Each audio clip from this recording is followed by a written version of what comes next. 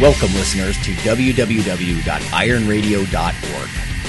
the website and podcast for all things strength sports and sports nutrition. Thanks for listening. Good morning, everybody. Another episode of Iron Radio. This is Phil Stevens. I am a strength coach, powerlifter, Highland Games athlete, and maker of many things.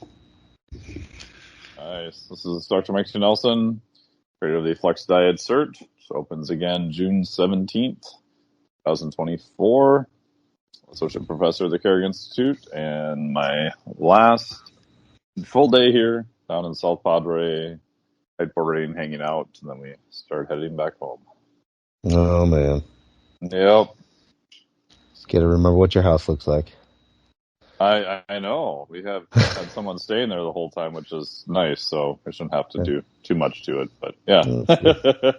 Coach Terrell, strength building, KC, weightlifting coach, gym owner, and most recently, actually, a strongman, coaching in some strongman stuff. Yeah, we've dipped our toes back into the Highland Games and stuff lately, just talking about it on the show. And this is Lonnie Lowry. I'm a former competitive bodybuilder of about, 3 decades maybe, professor, now just consulting for academia and the food industry. Along those lines, we got 2 pieces of science news, sort of food-related stuff, dietary supplement-related stuff, that super listener Dave Friars sent us. Let me also offer, and I've been sort of remiss in not doing this because I jumped right into the news because I'm excited to, look over some of the science. But the topic today, I think we're going to talk about spectator sports versus sports where the crowd, right, the audience are also participants. And I think that would encompass bodybuilding and powerlifting and Highland Games and strongman and all that kind of stuff, But what drives a lot of sports fans in like sports bars around the U.S., I don't understand that mindset. So I'm going to ask you guys about it. Anyway, so this first science piece is by Craig Beatenhausen. Caffeine gets out of coffee and into personal care. This is something, Mike, you mentioned just a couple of weeks ago, and we're back at it. This is brand new stuff, though. This is from March of this year. It starts by saying basically at 3 o'clock in the afternoon, it's too early to quit, but you don't want to slam coffee at 2:30 or 3 o'clock, right? Not be able to sleep. So that was the dilemma that apparently vexed entrepreneur Jeffrey Diedrich. Essentially, he hit upon paraxanthine. And just to recap something we've talked about earlier, paraxanthine is that first metabolite, it says here in the article, the human liver makes as it breaks down caffeine. It has one less methyl group than its better known precursor. Paraxanthine is a central nervous system stimulant with a mechanism similar to caffeine. Shorter half-life, though, and I think that's what he's trying to hit on here. So it's in and out of your system a little bit more quickly. It says the U.S. Food and Drug Administration gave paraxanthine the status of generally recognized as safe, so it has GRAS status. Dietrich launched Rare Bird, a coffee containing paraxanthine instead of caffeine. It does say it's missing some of the deeper and more aromatic notes. I would also think it would take some of the bitterness off of it, right? Caffeine imbues bitterness to a beverage, and sometimes you want a good, slightly bitter punch in the taste buds when you're trying to fire yourself up. But it says the company currently buys conventional decaf beans and adds the paraxanthine after roasting. And in the future, I think they have other plans. Now, this is why I got interested, and I proposed that patent years ago for coffee with amino acids in it, right? Because the idea is a lot of people, they try to add stuff after the fact instead of doing it as part of the brewing process and that kind of stuff. And this would be part of the brewing process, but pull out the caffeine, sort of chemically add the paraxanthine. But what we concluded a few weeks ago was basically that, but we don't really know what that's going to do. If you know it has a shorter half-life, that makes sense, but are you going to get the wakefulness to the same extent and it's just gone quicker? Because that seems to be the claim. Why else replace the caffeine with paraxanthine? So I haven't actually taken straight paraxanthine. And Mike, I don't remember if you said you had. Yeah, I have. What was your subjective feel? My subjective feel was it was good.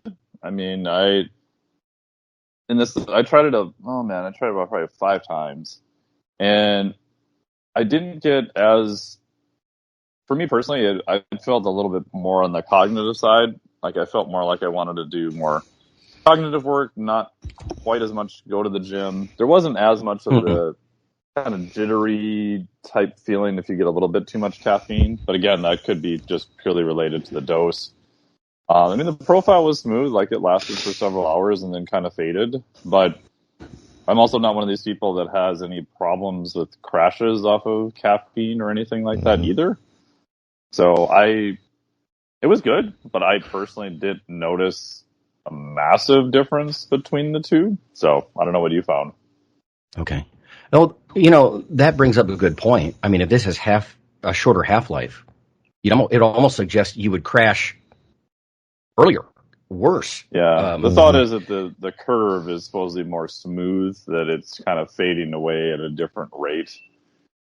Okay. I'd have to go back and look at the actual PK to see if that's really true or not, but that's one of the claims on the patent, I believe. Did you dose it the same as caffeine? I mean, is it like a 200 milligram standard dose or what? I got it in a pre-workout because I tried to buy just the raw paraxanthine itself, and it was stupid expensive. That was my concern. Yeah. Yeah. So it is a caveat that I did try it in the Muscle Tech product because they were the first ones to pay for the patent on it. The one I tried, there wasn't really too many other actives in it per se, but who knows, if there's synergy from all the other stuff that they put in there. And I'd have to look at the dosing, but it was basically their same pre-workout that they were dosing. So I assume that it was similar, but I can't remember the exact dosage, to be honest.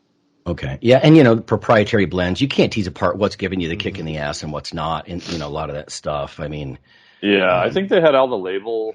I think they had everything split out, so I don't think they used a prop blend, but I just can't remember right now. Okay. Yeah. Okay. Yeah. The only thing I've been playing with lately is tyrosine. Yeah. With almost similar idea, right? The similar idea that when you're under stress, I mean, if you keep taking caffeine, it's like putting yourself on your foot on the gas pedal. And the thought is, as a precursor, right, to epinephrine, norepinephrine, dopamine, catecholamines, that I could take a whopping dose of tyrosine and then just have the raw material to make, adrenaline, et cetera, and not get super wired. Again, it's a little different from caffeine in that way. It's the raw material to make these catecholamines. And I would have thought that wouldn't work, but it kind of does. The problem is, oh my God, I got to take 6 or 8 times the recommended dose. Like they say, a gram. No way. Yeah, I find I don't get much till I hit 3 to 6 grams, but yeah, I was taking 7. I just based it on the literature, Yeah.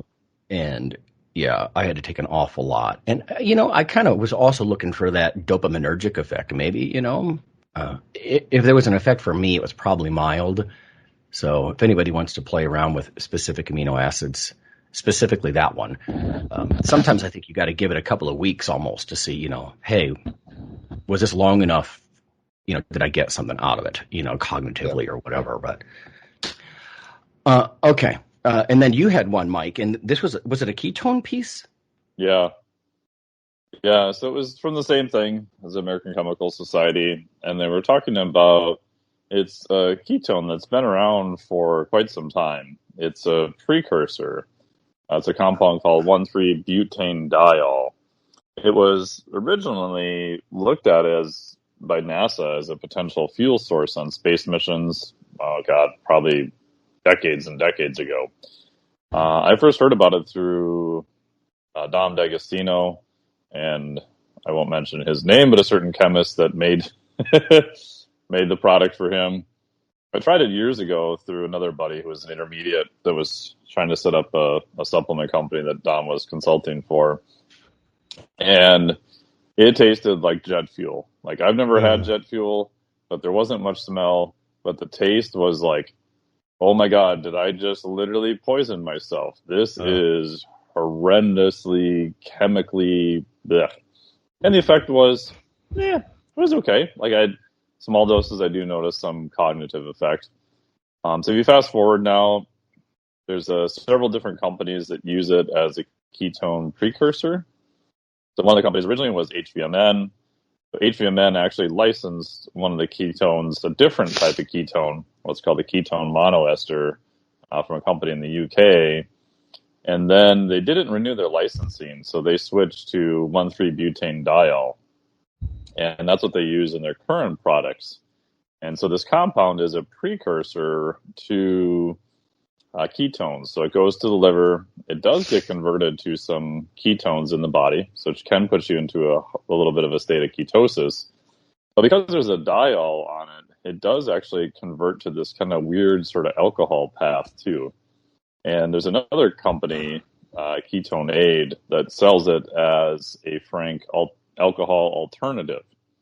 They have it actually in a canned beverage. The dosage is a little bit higher. So I always found this fascinating because only in the sports nutrition world would you have one company selling this as a cognitive sports enhancement, which I'd say the data on that is mixed, at least for the butanediol. They've got another company selling it as, hey, you want to feel a little bit loopy? Here's your alternative to alcohol. And I mean, I have tried it, and for me personally, I think at higher doses, I definitely don't feel like I want to train. It definitely feels like I spent a little bit more extra time at the bar.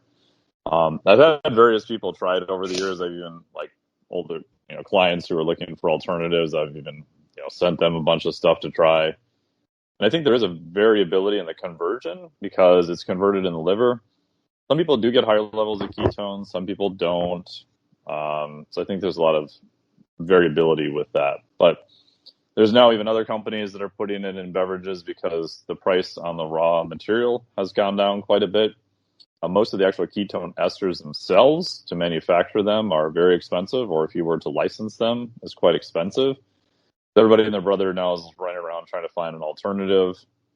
You can get straight free BHB, so beta-hydroxybutyrate, which is one of the ketones itself. There's very little data showing that even makes it past digestion into the bloodstream, though. One recent study was published in a pretty highly respected journal, and they never looked at blood ketone levels, even though they ran bloods, they ran everything else. And they did the little urine strips, and they're like, hey, look, it shows up in your urine, so blood levels must be good.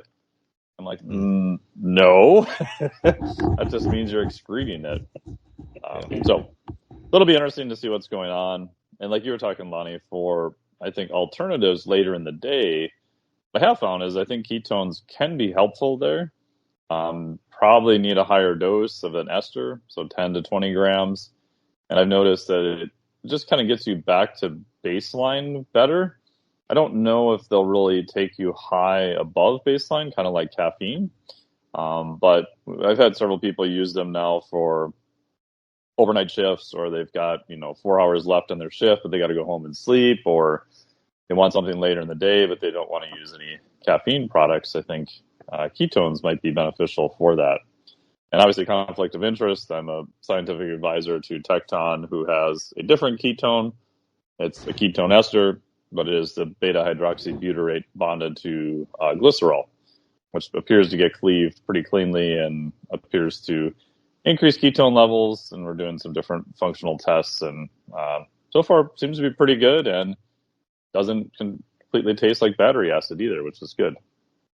Yeah, it's interesting about ketone bodies, and I don't think I would have considered them a main energy booster kind of thing. Although I definitely don't want to be slamming carbs at lunch. Talk about a 2:30 fall asleep at work kind of deal. Yeah. So some other kind of fuel. I could see how that could, have an effect. I just haven't seen much data on that, but that does make sense. Alternate fuel. Because, carbs are out of the question. The older I get, the more carbs are out of the question. Yeah. So. Yeah, and there's some preliminary data. I would say it's still mixed on cognition under high levels of fatigue. Brandon Egan's done some of that stuff. Obviously, Dom's published a fair amount in that area. And I would say it's hit or miss. I think it depends on how much exercise you're doing. But there's some also other interesting data showing that as you're more fatigued, brain glucose, just like muscle glucose, may not be working as well as we think. Mm-hmm. We have very good data showing that ketones can bypass that and be used directly as an energy source by the brain. So we're actually working on trying to get some tracer data so you take in a ketone, like where does it go? And my early thought was, it just goes to muscle and it's a muscle fuel, which it can. There's some other data now showing that the brain and the cardiac system love using ketones. And it appears that when they're more fatigued, glucose management isn't as good there. So by having more energy from another energy source, that might be beneficial. I mean, that makes sense. A lot of the early data, decades old data, right, is about ketones for, ketonic diets for, brain function, essentially. So I mean, it does make sense. Epilepsy. Right? Exactly. Yeah. Epilepsy. Yeah. Makes sense. Yeah. And I did a whole program for the Carrick Institute about TBI, post-concussion, the role of ketones. And, basically when you get hit in the head, your glucose metabolism goes offline in addition to a whole bunch of other negative adaptations. And ketones appear to, cross the blood-brain barrier well. They're anti-inflammation in the brain, and they can provide ATP. So they can kind of halt some of the massive energy crisis you have going on, too. Right. It makes sense. I mean, if you got like a gas burner engine and it can't burn gas, you're like, well, try propane or try some diesel. Yeah, That's yeah. kind of what we're talking about, right? Yeah, alternate fuel. Yep. Okay. All right. Well, that's it. Those of you who roll your eyes at all the science, you can. You probably skipped over this anyway. we could go to break. You're right. When we come back, we're going to talk about spectator sports, right? As far as the crowd goes versus participant sports, where the crowd is doing what the people on the stage are doing. So we'll do that in just a little bit.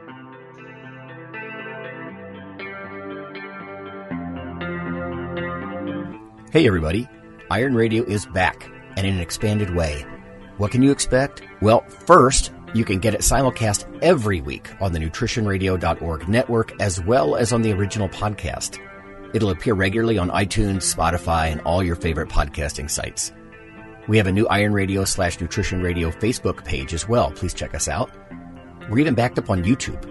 We hope that an expanded presence will get you the news, education, banter, and guests that's made Iron Radio's community so loyal from the start. You are appreciated.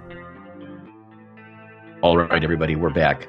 So it's Phil and Mike, Andriel and Lonnie, and we're going to talk about spectator sports versus participant sports. And if you're listening to this show, you're probably familiar with this concept that, hey, I like to lift. I mean, I don't want to just watch it on YouTube, or it's not like we're watching our sports on mainstream media, legacy TV media, but do like to watch it. And we're blown away by some of this. And I mean, for me, it was magazines growing up, right, with bodybuilders and even short stints on TV with American Muscle and some of that stuff. And I was really wowed, in fact, watching some of that stuff. When you see these guys move, huge ass bodybuilders, it's a different thing than we're looking at a still picture. It's more stunning. Watch Dorian Yates walk around, or, obviously we've all seen these guys in person. I remember Mike Francois walked past me once at a local, he was doing a guest posing at a local show. And like he took up the entire aisle. I mean, he was like, he looked like he was 5 feet wide. So it can be stunning and motivating. And I get all that. But partly because then I could go charge into the gym the next morning and be motivated by it, right? Cash in on it. Yeah. But obviously there's a lot of sports around this country where people, they just want to watch and they never even want to try. And that's hard for me to understand because I didn't grow up a regular jock. I always did weird sports, that didn't get a lot of pats on the back in high school, pole vaulting. I did taekwondo for, 6-8 years, and kendo and things like that. These are not things that people even understand in the U.S. for the most part. But since I was little, when I played soccer and a little bit of youth football and stuff, I didn't do those sports, so I don't understand them as much. So I just thought I would hit you guys up because I know Jarrell had mentioned thinking about that a little, and you, Phil. So what's your take on spectator sports and why people do that versus our sports where people then they go do it, I think I think the spectator sports are just more popular because of the money, essentially. And the pathway out or the pathway into money is probably a big initial draw by a lot of people. I mean, there's nobody in the powerlifting world making $500 million contracts. You know? Mm-hmm. So that's a big one. And I don't know. Let's be real. I mean, I don't watch many powerlifting meets I'm not doing. The viewing enjoyment factor is higher. It's group against group or man against man, whatever. And it's direct. There's a direct competition going on there. Whereas in your bodybuilding, powerlifting, Olympic weightlifting, there's a competition going on, but it's harder for the viewer to discern that because it's not direct physical competition. Like, I beat you, I caught the ball over you, I win. Okay, yeah. Confrontation. You can see who won each numerous times. Whereas in like powerlifting, it's like, how much did he lift again? Who's ahead? Mm-hmm. So, that could be it. But I mean, I always gravitated towards the sports too, like single participation sports, me versus an inanimate object, because I liked that. I think people are wired different ways, and I liked that part of it. It's like, I can step in here, doesn't matter my level, it's still me. Like, you could be you're a powerlifter when you go do a competition, win or lose, you're there. You're an athlete now, type of thing. It doesn't rely on getting a team together, getting coaches, getting equipment, you can go in. The entry level is low to most of these sports. Not the single. It does make sense to me. Yeah, there's more money where there's a direct confrontation. Like, somebody could get hurt, or somebody, look at MMA and stuff like that. Like, I'm gonna tune in. Because people are beating the hell out of each other. I don't know. And that's just not been my motivation. Dunking a ball over somebody else. There's right. If in all those sports, it's man against man in the spectator sports. And you can directly see what's going on there. The introversion idea is a good observation too. Like, some people, it's not that I'm anti-team. When I played team sports, I thought that was great. But yeah, I mean, I just don't. I don't like people. So, I rather just, challenge myself, like you said, against an inanimate object and say, here you go. I mean, don't get me wrong. Tournament martial arts was very much direct confrontation, if you will. But other than that, I rather just do stuff. Also, you don't have to wait for a team to all get together. I can go to the gym whenever the hell I want and not have to show up at, like, we used to do Taekwondo training 7 to 9 p.m. And that's just so late. And the older I got, the worse that felt, But I don't know, maybe that's just a lack of discipline on my behalf. I don't know, or age or something. But what did you think, Jarrell, about all this?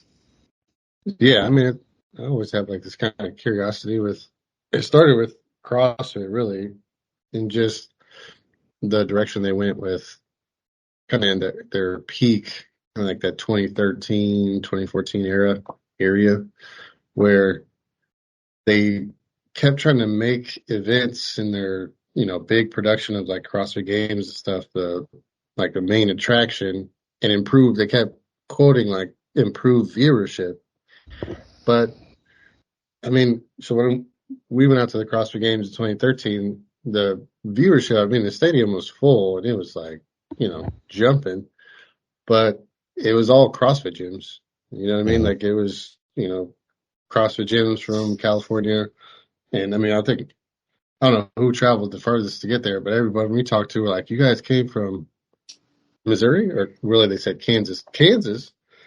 How'd you get here? Like, horse and buggy, But it's like, now kind of the same experience with jiu-jitsu, where you hear some of the top guys speak towards this like concept of how do we make it more appealing to the viewer.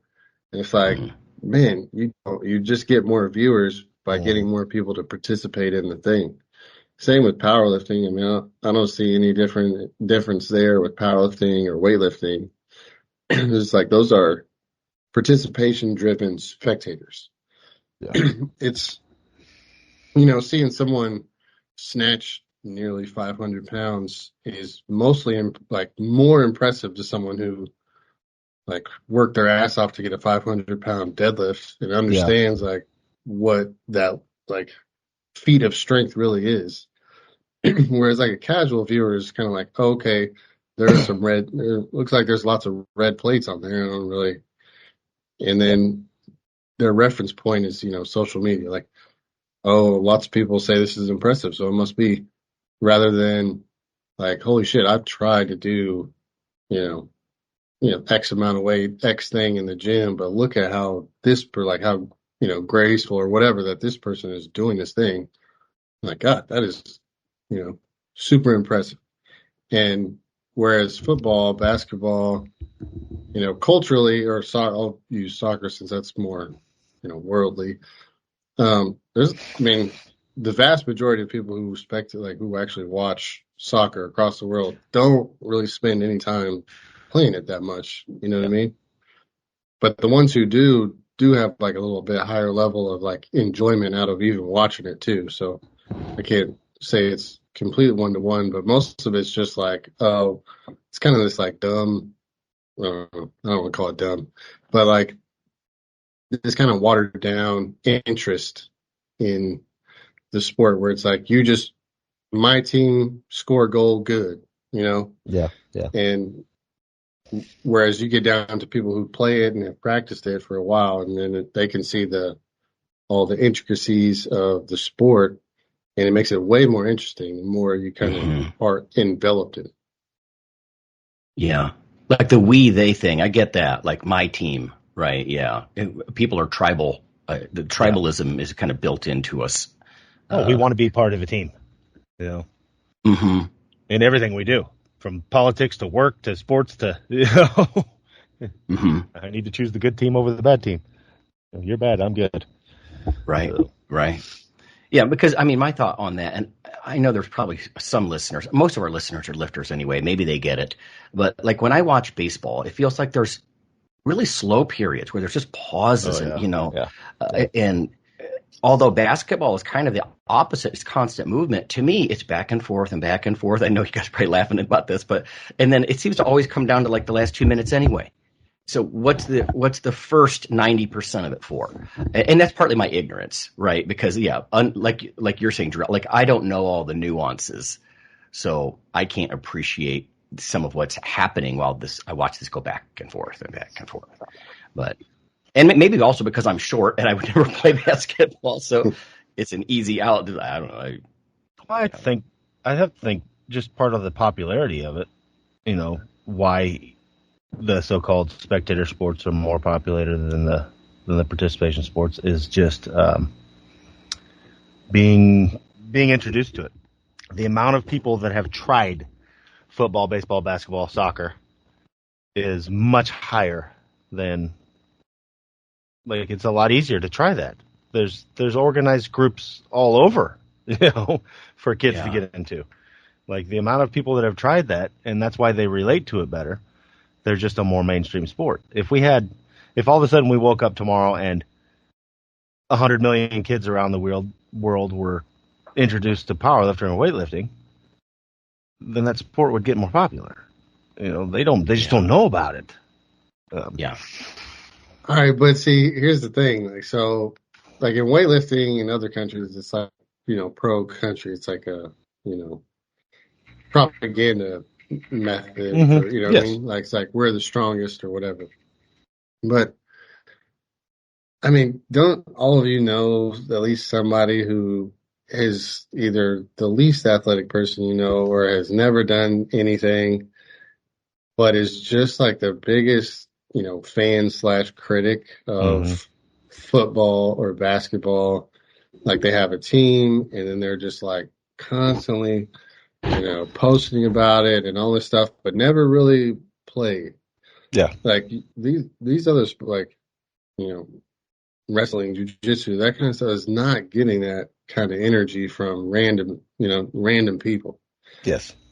With our sports, it's like, it's a cultural phenomenon. Like football, basketball have been, in the culture for, 100+ years. You know what I mean? Yeah, that's part of civic pride.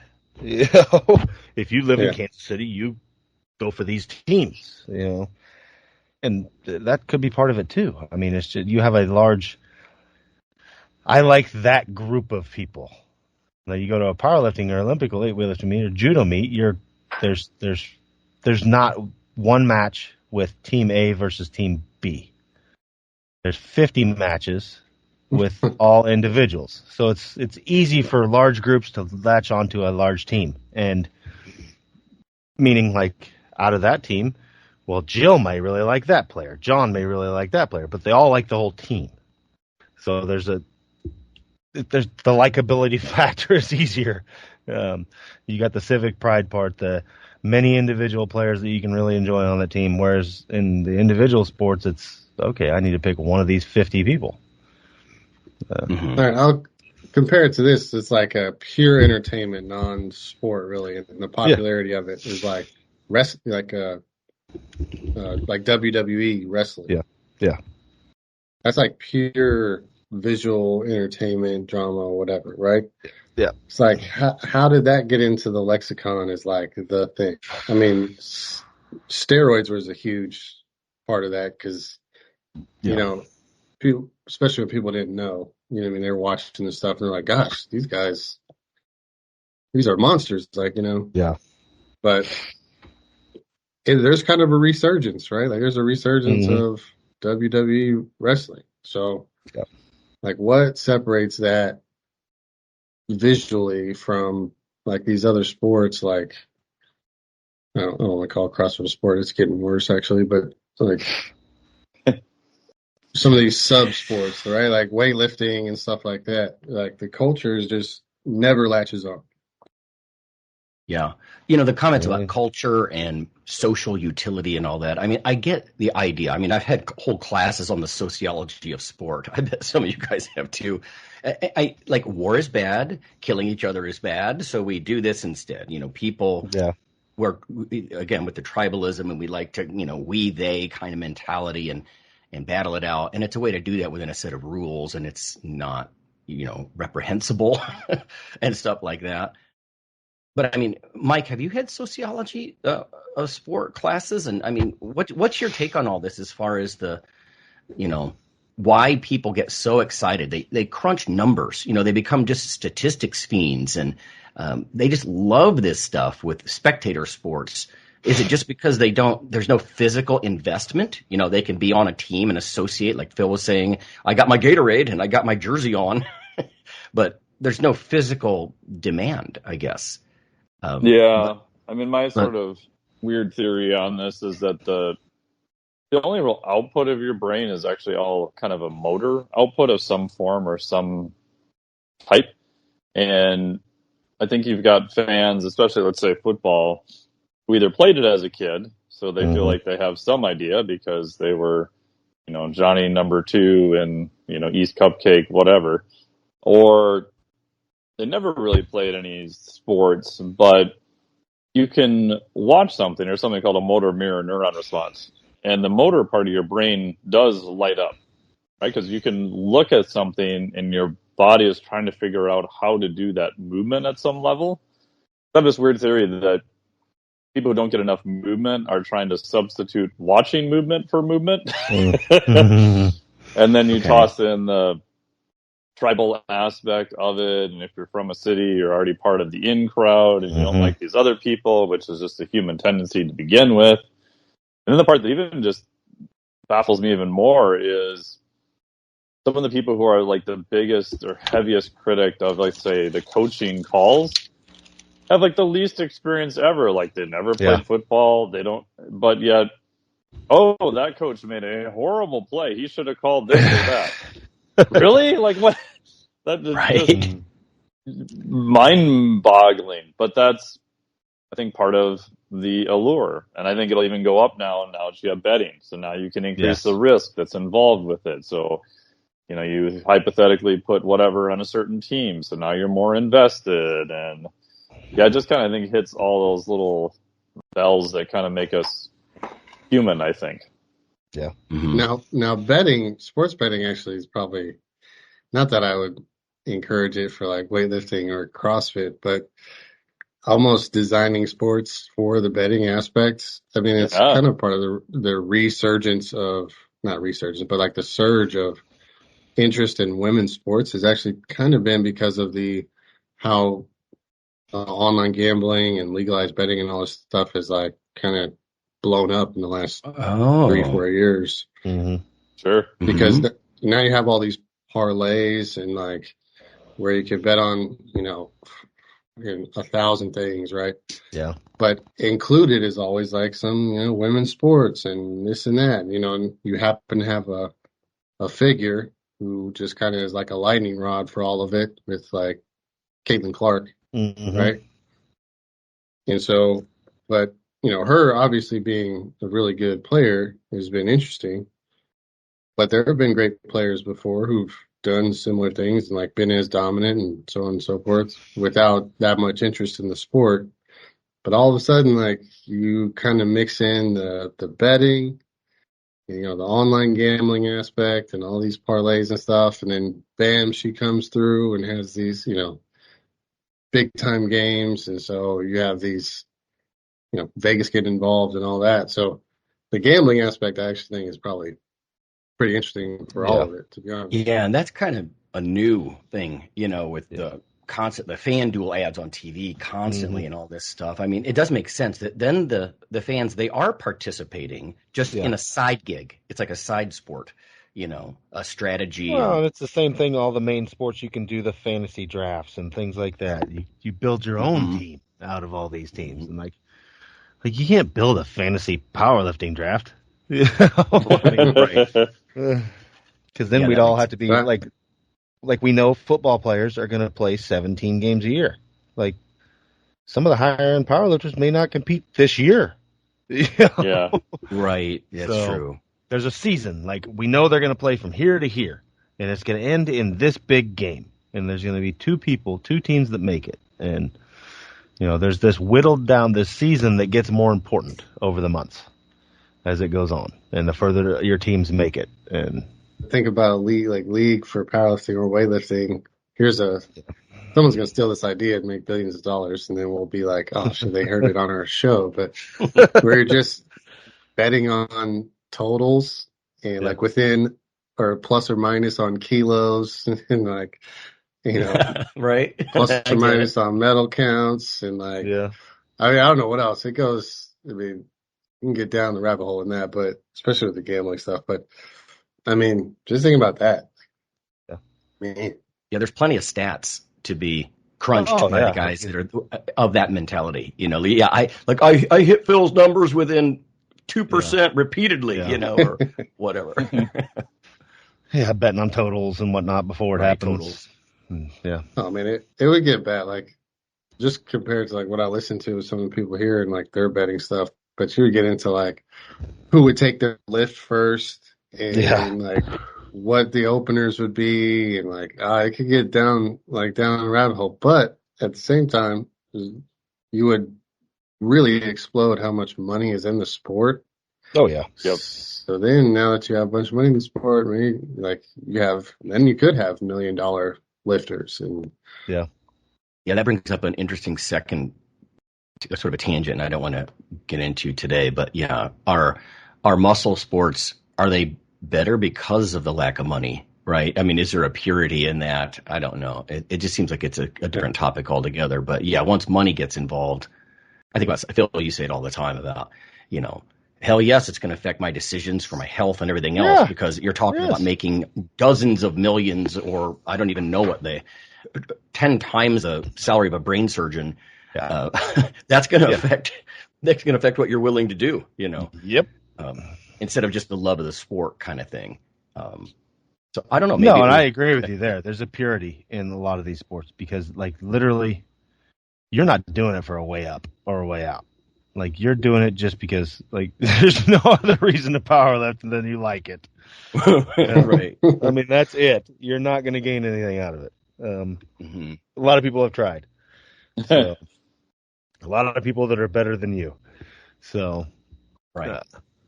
So there is kind of a purity to that, and that's where, like, I can see it with weightlifting too.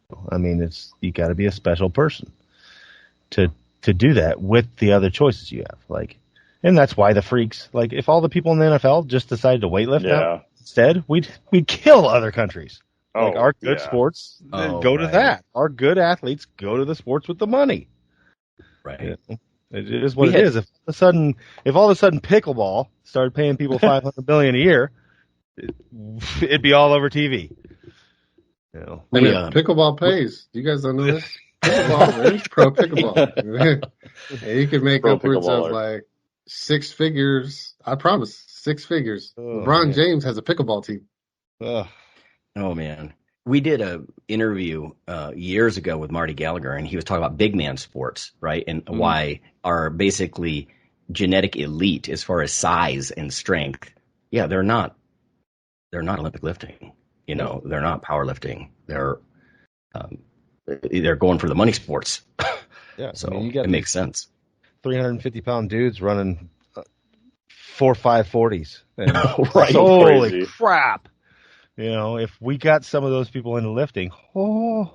Yeah. But I was listening to an interview the other day. It was like they were talking to one of the NFL centers, and they're like, yeah, he's like, so what do you lift? He's like, I just make sure I can still squat 7. If I can do that, you know, it's like, holy crap. And right, meh. You know, he just messes around, just make sure he can still squat 7. And it's like, right. It's all relative. It's most people's pinnacle in life. You know? Exactly. Yeah. So, I would fight my whole life to, you know, compete at 200 pounds in shape. And some of these guys are like, I weigh 400 pounds and I'm in pretty good shape all the time. Yeah, exactly. Like, you bastard. Yes. Yeah. So. And that's another thing too. It's impressive to see it on TV and to see the stats, but if you've ever been there like live in person and watch some of these freaks move, like in person, like you were saying, Lonnie, with watching bodybuilding in person or on TV, or it's just, I don't know, at least to me, it is just way more impressive. Because the first time I saw that, I was like, yeah, I watch football. I watch, that's good.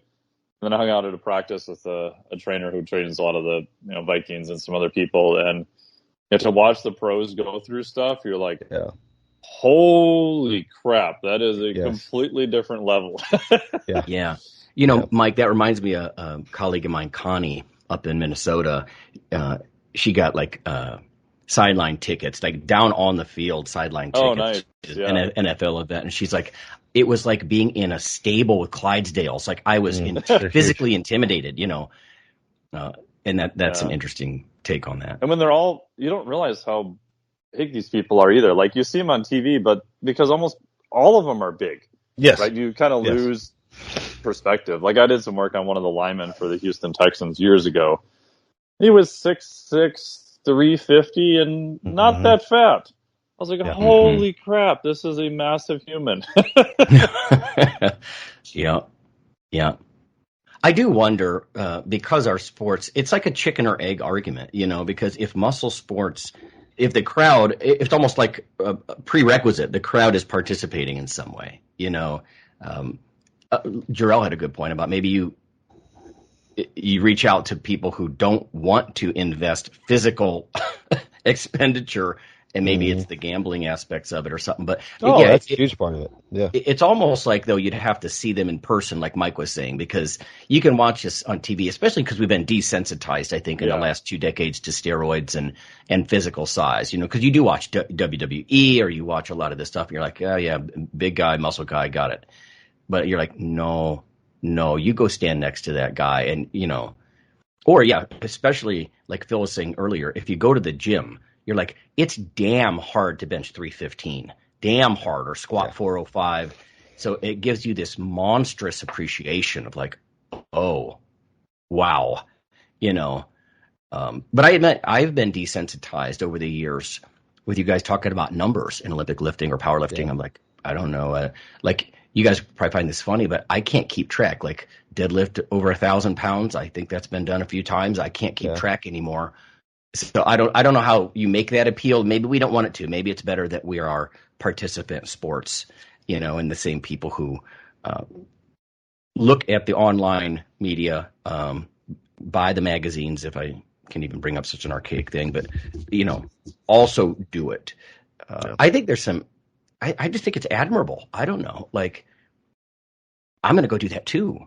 Like, to me, that shows a level of vigor and enthusiasm and personal ownership that it just goes beyond, I want to know all the numbers. I'm an expert at all these stats in baseball or whatever. Yeah, I think like we've talked about before too, like if you are trying to get sports more popular, like I think strongman will always be more popular than powerlifting just because people can relate to, oh, that looks like a big heavy stone. Oh, that looks like a big heavy implement. Like they have some form to relate to it. But I, just in my local experience with strongman, which I haven't done for several years, so it might be a lot better. When I was doing it, there was an impetus of the entry level was becoming so high that you'd have to train for 10 years just to do an entry level meet.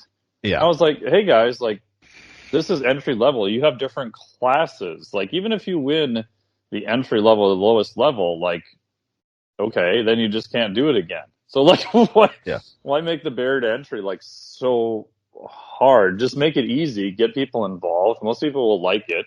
They'll feel a little bit better if they get a little bit of success, and you can kind of grow your sport from there. Or I think like BJJ and some other places have done a much better entry level with that, and I think CrossFit did better with that at certain times and not so good at other times. But that's how you get people into it. Like Jarrell was saying, that's how you get people who want to watch your sport.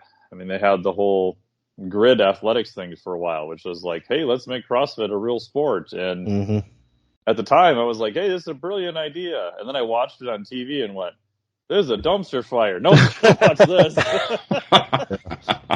You know, if I didn't know anything about CrossFit or this sport, I was like, a bunch of people trying to lift stuff under time. Right. But if you've done it, then it's different. It's a good framing as far as barrier to entry, right? I mean, bodybuilding has an almost impossible barrier to entry as an actual competition sport, right? And you can definitely argue, and Rob and I used to talk about this all the time, it's really not a sport in that there's no actual performance on the day of the event.